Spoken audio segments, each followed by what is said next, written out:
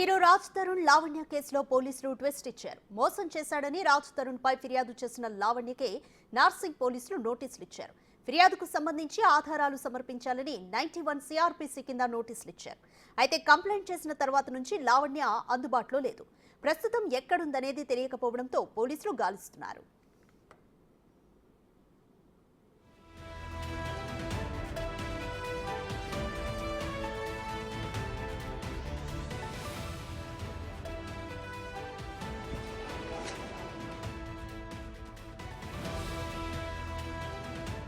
Hero Raj Tarun Lavanya కేసులో పోలీసులు twist ఇచ్చారు. మోసం చేశాడని రాజ్ తరుణ్ పై ఫిర్యాదు చేసిన లావణ్యకే నార్సింగ్ పోలీసులు నోటీసులు ఇచ్చారు.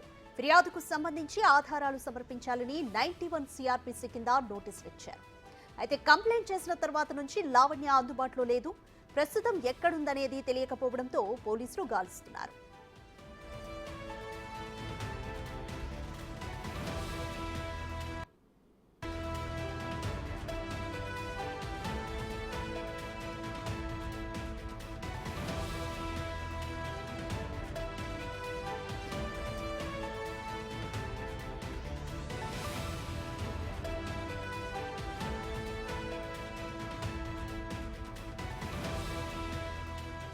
హీరో రాజ్ తరుణ్ తనను మోసం చేశాడంటూ లావణ్య అనే యువతి నార్సింగ్ స్టేషన్లో కంప్లైంట్ ఇచ్చింది.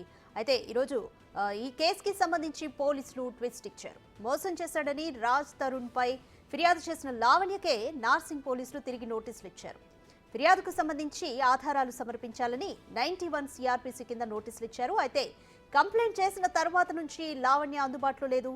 ప్రస్తుతం ఎక్కడుందనేది తెలియకపోవడంతో పోలీసులు గాలిస్తున్నారు.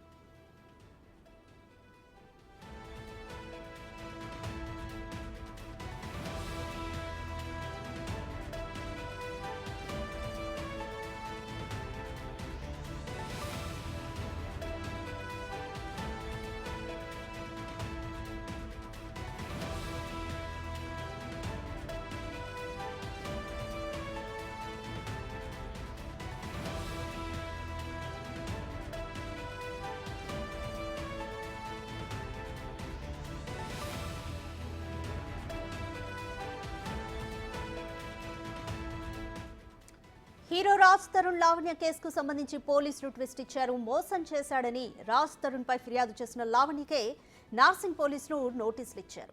ఈ ఫిర్యాదుకు సంబంధించి ఆధారాలు సమర్పించాలని 91 సిఆర్పిసి కింద నోటీసులు ఇచ్చారు. అయితే కంప్లైంట్ చేసిన తర్వాత నుంచి లావణ్య అందుబాటులో లేదు. ప్రస్తుతం ఎక్కడుందనేది తెలియకపోవడంతో పోలీసులు గాలిస్తున్నారు.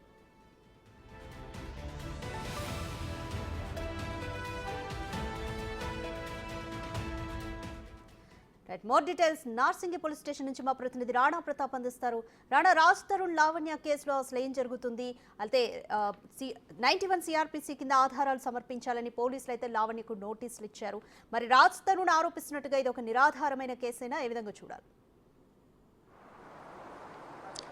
దాదాపు 11 సంవత్సరాల పాటు ఒకటే ఫ్లాట్లోనే తాము కలిసి ఉన్నాము, లివింగ్ రిలేషన్షిప్లో ఉన్నాము, పెళ్లి చేసుకుంటానని చెప్పాడు. పెళ్లి చేసుకోకుండా ఇప్పుడు ముఖం చాటేశాడు. పైగా తనను కావాలనే డ్రగ్స్ కేసులో ఇరికించి మరి రాజ్ తరుణ్ పారిపోయాడు, తనని కలవట్లేదు అనేది కూడా తను నిన్న కంప్లైంట్ ఇచ్చింది. మొన్న కంప్లైంట్ ఇచ్చినప్పుడు దాంట్లో అనేకమైనటువంటి అంశాలు కూడా పొందుపరిచింది. దాంతోపాటు ఈ మధ్య కాలంలో మాల్వి మల్హోత్రా ఎవరైతే ఉన్నారో తను హీరోయిన్, కొత్త సినిమాకి సంబంధించిన హీరోయిన్, తనతో ఎఫ్ఐఆర్ పెట్టుకొని నన్ను కాదనికుండా తన పక్కన పెట్టేసి పూర్తిగా తనతోనే తిరుగుతున్నాడు, తన కోసం ముంబైకి కానీ ఈ పూర్తిస్థాయిలో తిరుగుతున్నాడంటూ కూడా ఆమె దాంట్లో రాసినటువంటి పరిస్థితి కనపడుతుంది. దీనిపైన ఆధారాలు సమర్పించాలంటూ కూడా గత నిన్న అంతా కూడా లావణ్య కోసం నార్సింగ్ పోలీసులు ప్రయత్నించారు. కాకపోతే ఆమె అందుబాటులోకి రాలేదు, ఫోన్లు లిఫ్ట్ చేయడం లేదు. పైగా మీడియా ప్రతినిధులకి కొన్ని ఫొటోస్ కానీ అలాగే ఆమె మాల్వి మల్హోత్రాకి సంబంధించిన వాళ్ళ బ్రదర్తో మాట్లాడినటువంటి ఇన్స్టాగ్రామ్కి సంబంధించినటువంటి చాటింగ్ యొక్క స్క్రీన్ షాట్స్ కూడా మీడియాకి పంపించింది.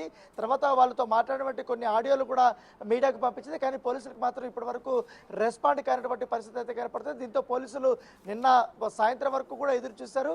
సో ఎదురు చూసినప్పుడు ఆమె పోలీస్ స్టేషన్కి రాలేదు, కానీ ఎటువంటి రెస్పాన్స్ ఇవ్వకపోవడంతో 90 సిఆర్పిస్ కింద ఆమెకు నోటీసులు కూడా పంపించడం జరిగింది. మీరు అలిగేషన్ చేసినట్టుగా మీ దగ్గర ఉన్నటువంటి ప్రాథమికంగా ఆధారాలు ఏమైనా ఉన్నాయా, ఉంటే ఈ పోలీస్ స్టేషన్లో మీరు సబ్మిట్ చేయండి, మేము దర్యాప్తు స్టార్ట్ చేస్తామనేసి కూడా చెప్పడం జరిగింది. దాంతో మరోవైపు రాజ్ తరుణ్ మాత్రం లావణ్య చేసినటువంటి ఏవైతే ఆరోపణలు ఉన్నాయో ఆ ఆరోపణలపైన నేను లీగల్గా ఎదుర్కొంటూ పోతున్నాను, అవన్నీ కూడా చాలా వరకు కూడా తప్పు చేసింది, పైగా ఆమె డ్రగ్ అడిక్ట్, నాతో రిలేషన్షిప్లో ఉన్నానని చెప్తూనే మరోవైపు మస్తాన్ అనే వ్యక్తితో తను రిలేషన్షిప్లో ఉంది, దాంతోపాటు అతనిపైన కూడా కేసు కూడా నమోదు చేసింది, తను మోసం చేశాడనేసి, పైగా ఆమె డ్రామాలు ఆడుతుంది, కావాలనే నా ఫ్లాట్ని ఆమె బలవంతంగా తీసుకొని దాన్ని ఖాళీ చేయకుండా డ్రామాలు ఆడుతుందంటూ కూడా అతను కామెంట్ చేసినటువంటి నేపథ్యం అయితే కనపడుతుంది. మరోవైపు రాజ్ తరుణ్ విషయంలో ఇప్పటికే చాలామంది మహిళలతో రాజ్ తరుణ్ వివాహేతర సంబంధాలతో పాటు ఎఫ్ఐఆర్స్ అన్నీ కూడా పెట్టుకున్నాడు. ప్రస్తుతం ఉన్నటువంటి మాల్వి మల్హోత్రాతో పాటు బిగ్ బాస్లో పనిచేసిన బిగ్ బాస్లో ఒక ఏదైతే సీజన్లో కంటెస్టెంట్గా ఉన్నటువంటి ఒక అమ్మాయితో కూడా ఇట్లనే ఎఫ్ఐఆర్ కూడా పెట్టుకున్నాడు, తనను కూడా మోసం చేశాడంటూ కూడా కొన్ని ఆధారాలని మీడియాకి ఆమె పంపించినటువంటి పరిస్థితి ఏర్పడితే ఈరోజు అయితే ఖచ్చితంగా నార్సింగ్ పోలీస్ స్టేషన్కి వచ్చి తాను అన్ని ఆధారాలు ఇవ్వడంతో పాటు ప్రెస్ మీట్ కూడా పెడతానేసి కూడా లావణ్య చెప్తున్నప్పుడు కానీ ఉదయం నుంచి కూడా తన ఫోన్ అయితే పూర్తి స్థాయిలో స్విచ్ ఆఫ్ అవుతుంది. తను ఇన్ని రోజులు ఎక్కడైతే స్టే చేసిందో ఆ విల్లా దగ్గర కూడా ఇప్పుడు లేదు, తన ఫ్రెండ్కి సంబంధించినటువంటి ఇంట్లో తను ఉన్నట్టుగా మనకు సమాచారం అవుతుంది. సో వీళ్ళిద్దరూ ఒకరిపై ఒకరు ఆరోపణలు చేసుకుంటారు. ఓవైపు డ్రగ్స్ తాను తీసుకున్నానంటూ తను చెప్తుంది, అలాగే ఆ డ్రగ్స్ నేను రాజ్ తరుణ్ కోసం రెగ్యులర్గా తెచ్చి ఇచ్చేదాన్ని అనేసి కూడా తను చెప్తున్న నేపథ్యంలో పోలీసులు అనేక కోణాల్లో కూడా విచారించాలి, ఎవరిది తప్పు ఎవరిది ఒప్పు అనేది కూడా నిక్కు తేల్చాలనే ఉద్దేశంతో కూడా నార్సింగ్ పోలీసులు ఉన్నారు. ఇప్పటికే నార్సింగ్ పోలీసులు ఒక్కసారి లావణ్యని డ్రగ్స్ సేవిస్తూ రెడ్ హ్యాండెడ్గా పట్టుబడిన నేపథ్యంలో దాదాపు 45 రోజుల పాటు కూడా జైలు జీవితం కూడా ఆమె గడిపింది. 40 రోజుల తర్వాత జైలు జీవితం వచ్చేసిన తర్వాత రాజ్ తరుణ్ సంబంధించినటువంటి ఫ్రెండ్స్ని కానీ వారి కొలీగ్స్ని కానీ నిర్మాతలు కానీ డైరెక్టర్లు కానీ వారికి ఫోటోలు పంపించడం కానీ మెసేజ్లు చేయడం కానీ రాజ్ తరుణ్ నన్ను ఈ విధంగా అవాయిడ్ చేస్తున్నాడు, రాజ్ తరుణ్ నన్ను ఈ విధంగా బెదిరిస్తున్నాడు అంటూ కూడా తను కాల్స్లో చెప్తున్నట్టుగా మనకు సమాచారం.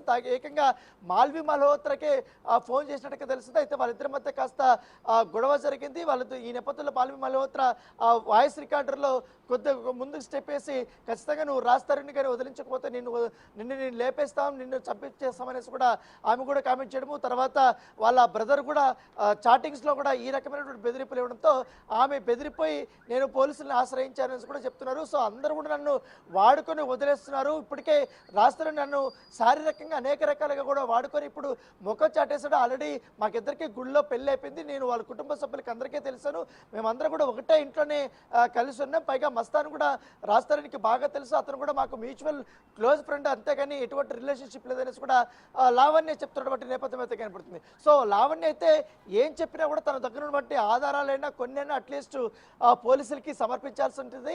ఎందుకంటే అలా సమర్పిస్తే వారు ఇన్వెస్టిగేషన్ స్టార్ట్ చేసి రాజ్ తరుణ్ కూడా విచారణకి పిలిపించే అవకాశం ఉంది. రాజ్ తరుణ్ పిలిపించిన తర్వాత ఆమె చేసినటువంటి అలిగేషన్స్ పైన అతన్ని క్వశ్చన్ చేయడానికి ఆస్కారం ఉంది. కేవలం మొన్న ఆమె వచ్చింది హడావుడిగా వచ్చి తన మాత్రం ఒక మొత్తం రాసింది, కంప్లీట్ కాపీ రాసేసి ఇచ్చేసి వెళ్ళిపోయింది. తర్వాత ఏమైనా ఎంక్వైరీస్ కావాలంటే నన్ను కన్సర్న్ క్యాండిడేట్స్ కూడా చెప్పిపోయింది, కానీ తర్వాత ఫోన్ చేస్తే మాత్రం పోలీసులు ఇప్పటి వరకు అందుబాటులోకి రానటువంటి సిచ్యువేషన్ అయితే కనపడుతుంది. సో లావణ్య ముందుకు వచ్చి ఏం జరిగిందన్న దానిపై కూడా పోలీసులకి ఆల్రెడీ కంప్లైంట్ ఇచ్చినా తన దగ్గర ఉన్నటువంటి ఆధారాలు ఇస్తే మాత్రం ఆ కేసు మరొక ముందుకు వెళ్ళే అవకాశం ఉంది. కాకపోతే ఇవాళ మాత్రం ఇప్పటికే రాజ్ తరుణ్ లావణ్య చేసినటువంటి ఆరోపణలపైన అతను లీగల్గా తీసుకోవడానికి ఇప్పటికే లాయర్లతో వీళ్ళందరితో కూడా మాట్లాడడం జరుగుతుంది. అతను కూడా లీగల్ నోటీసులు లావణ్యకి పంపించే అవకాశాలు ఎక్కువగా కనపడుతున్నారు. అదిగా థ్యాంక్ యూ రాణా.